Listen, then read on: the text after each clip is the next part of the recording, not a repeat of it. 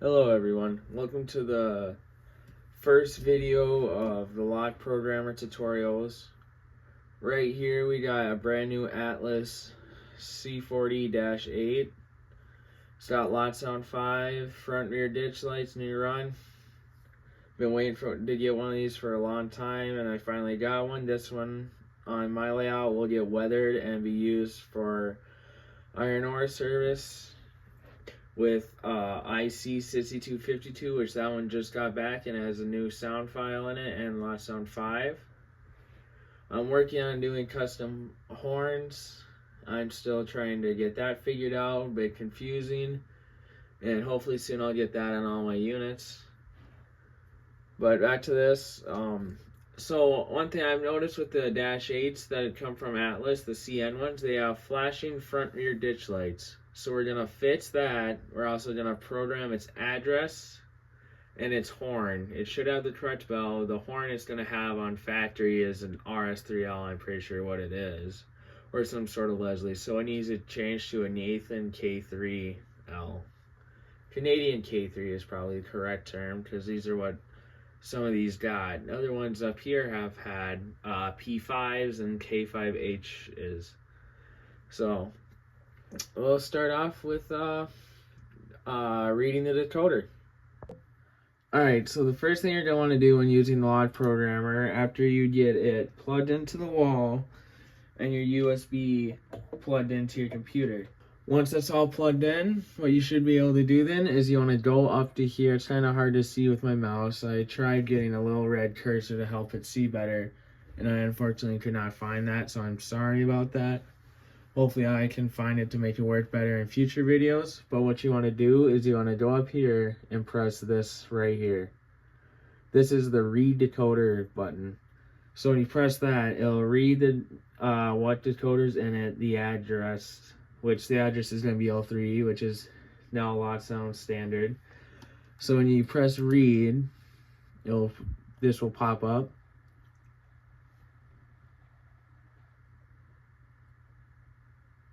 It'll load, it'll configure, it'll pull up what's in it, and you'll pop up right up on this page. So right here we got the address.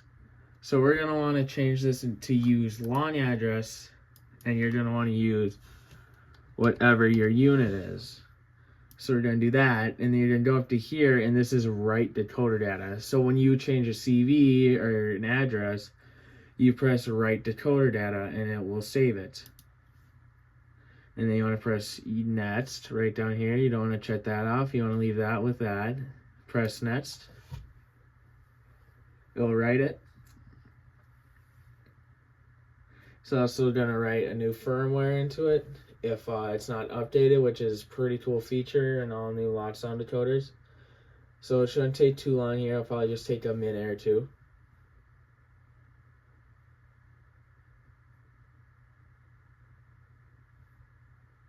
There you go. Once it's written, you want to go over here to the driver's tab and you're going to press go.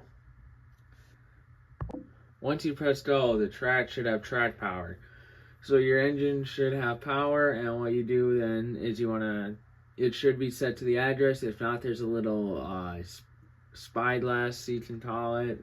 Pretty sure that's what it is, and that will tell you the address number. So let's say you have another engine and you accidentally got screwed up and then it's not responding to anything, or you were programming and the address got set to something random. You can do that to fix it. You can find it. But let's get back to the main point. You can press light. That turns on the headlight. Then here's your bell. Pretty good GE bell. Your horn. It's not really a prototypical horn, which I'm gonna fix that soon. 3's your coupler crash and uncoupling noise. F4 would be your dynamic rates. F5 has nothing, which I'm gonna do something about that because I like doing different work to my units than other people would in factories. Then 6 is your ditch lights. a bit too yellow in my opinion, so I'm gonna have to find a way to get those changed to more gold instead of that bright yellow. Then you got your horn, which does this. The ditch lights flash and also sets off an auto bell. I'm not sure if the auto bell is correct on dash 8s. I would have to check, but if it does not, I will remove that. So what will happen then, after a little bit of programming, ditch lights will no longer flash, and you can program it to where your front headlights and ditch lights stay on separate, even in reverse. Same with the rear headlight and rear ditch lights. So I'm not sure what I'm going to do about the rear ditch lights yet. I might just keep it for when you flick in reverse, they come on, and your rear headlight will always be 5. And 12 should be your dim, which also does this, or which does that, which did not do what I half thought it would do. 9's drive hold, and then F8 is your startup.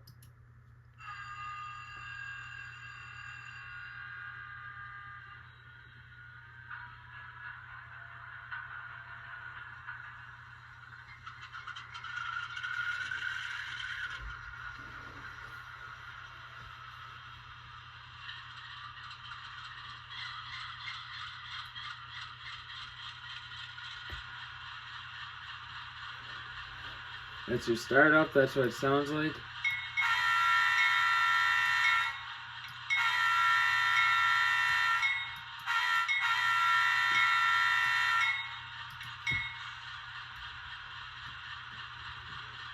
There you go. So that's your startup sequence. So now after you mess with your engine and you figure out what you want to do to it, or if you just want to go right into it, you press stop, which kills the track power. So then I'll catch you back over on the next screen.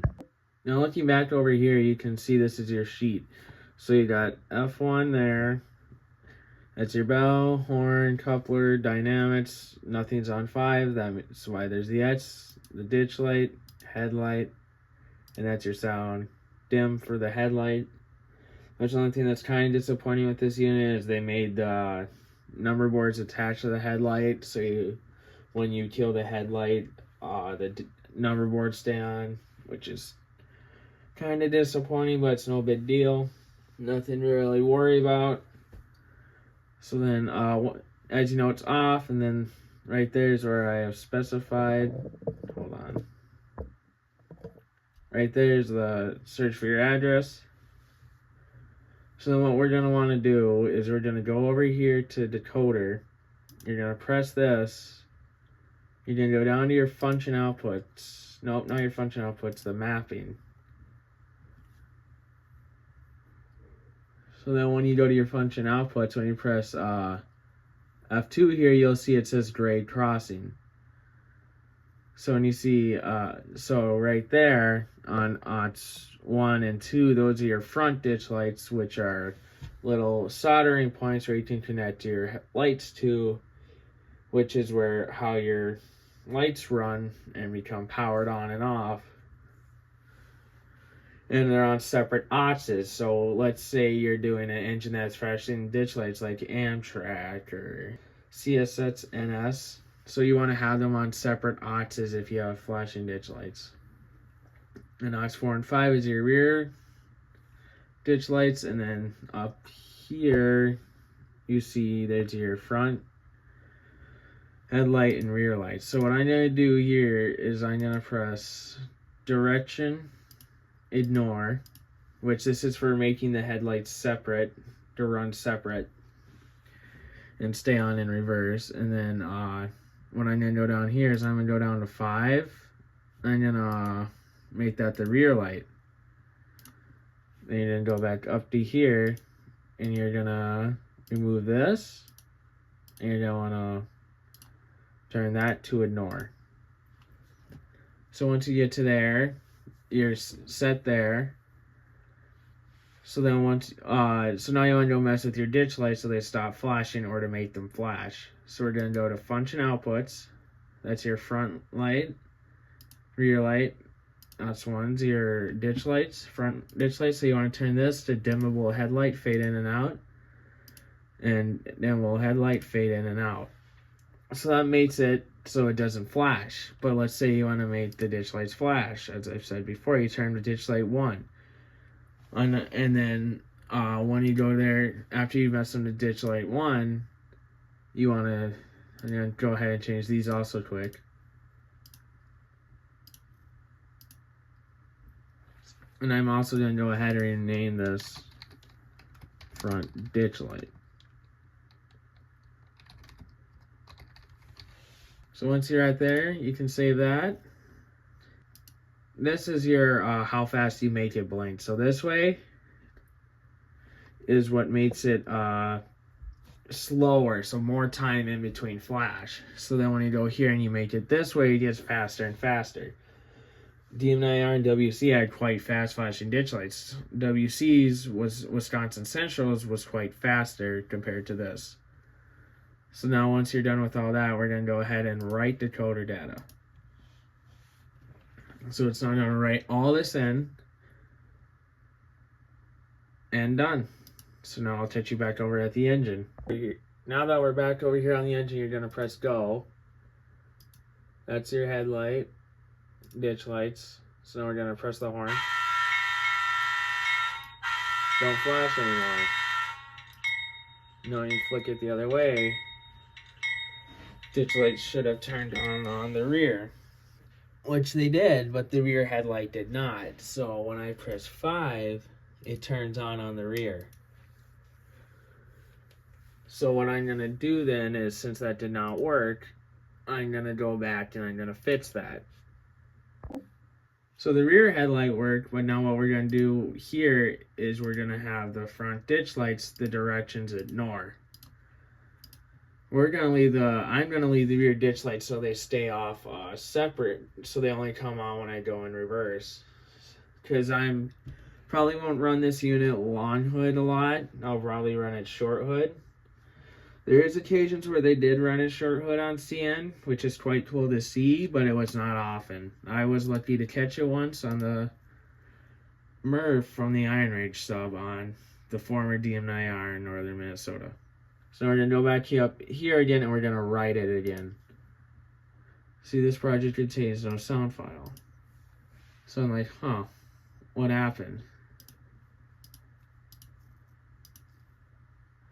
There, now we'll try it again. There we go.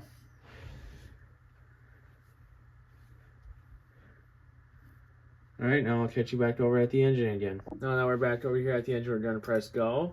That turns on your front and rear ditch lights. Well, it was in reverse, but now that he's not, you can see the lights from the back turned off. So when I put them in reverse, now they're on front and rear. So now you can go in reverse. There you go. How to do that. And this is back forward. Once again, no ditch lights flashing, which is correct. And then 1's your bell. And I'll cut back to the rear of the unit. On the back of the unit here, you can see that the front headlight and ditch lights are still on. Just by a little bit of glow there. But when I press 5, there's your rear headlight. And when you put them in reverse, there's your rear ditch lights. These don't flash now either. But you can program it a certain way where the ditch lights will flash on in like the rear ditch lights only, not the front ones. Which I don't think there was any railroad that ever had that happen, but I could be mistaken. So now this is him in reverse. And there you go, you got front headlight on still. But now when you go back the other way, it kills it. Kills the rear ditch lights, but the rear headlight stays on, which I think is a really cool detail to add because it makes it more realistic. Because when you see locomotives out switching stuff or on the main line, sometimes you'll see the rear headlight on the unit is dimmed, or on other trailing units, including some DPUs, which most DPUs do have a rear headlight on them, and which they are needed to kind of mark the end of the train. And there's many other functions you can also program. So then here's your sound.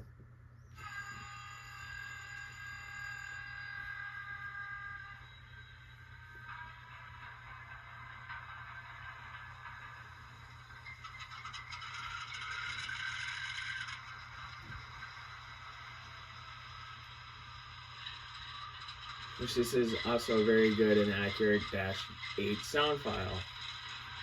When you hear them start up, and well, not common to hear them start up, but you can.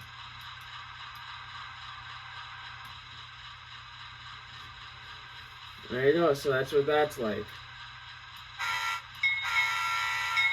Still gotta figure out if it has an owl bell or not, so I'll do my research here and I'll maybe put it in at the end of the video or when I do clips running. But there's also another thing you can mess with here at the thing to mess with the speaker. So what I'm saying is what you can do is you can adjust the bass. Some speakers have it, some do not. This one does. You can hear it get more bass in there. Hopefully the microphone's picking it up, but you can hear it barely there in the back, and then here's none. See, much more quiet. I like having a bit more bass, but when you have a lot of treble, it makes it a lot more louder. But let's say you have it back more, you have more noises kind of hidden in the back of it. I like to leave it about 15 to 16. That's about good. I think the overall sound of the unit's fine because I think it's a pretty quiet unit, so I'm gonna keep that at 125. Horn and bell are good volume, so I don't need to mess with that at all. And I'll be back in just a moment. Alright, so now we're going to want to change the horn. So if we look over here, which is not a way I can zoom in on my computer, but I'll zoom in on camera. So this is all your horns right here. You got Smart Start, which turns the locomotive on every certain amount of minutes. Which up here, most of the time they leave the units running all the time because it's cold out during the winters and falls and sometimes during the spring too. So they leave it on and it won't shut off unless it's a certain degrees warm. But here we got your horns, and then there's all your bells, and then there's the auto bell, which I did research, and these do have auto bells, so I don't have to worry about shutting that off. Yours does. Here's all your description right here, and that's your timer, and that will tell you how long it can go for. You can change your brake shoe sound and your air dryer sound. And here's the list of all the functions you can press to work. And then at the tiny bottom it says, make sure that index CV31 is set to 16 and 32 is set to 1 before changing a CV. Which we're not going to do that because it already has good volume and a good horn sound. Good horn volume. So we're going to want the K3L. We'll try them all. We'll try the K3LA and the K3HL. So now what you want to do is we're going to go over to this monitor, which is a double monitor system, and you're going to go up here. You're going to do 163 with a value of 4, which that's the K3L. K3HL, which is actually 3. I pressed the wrong one. That would have been the K3L. So here's the K3HL.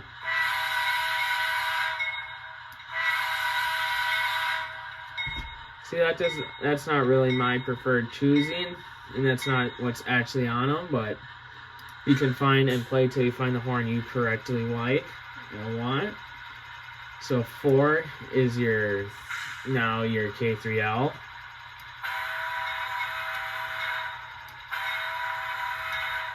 See, that sounds alright, that's not bad. And then 5 is your K3LA, which I have special likings to K3LAs, so we'll see how this sounds.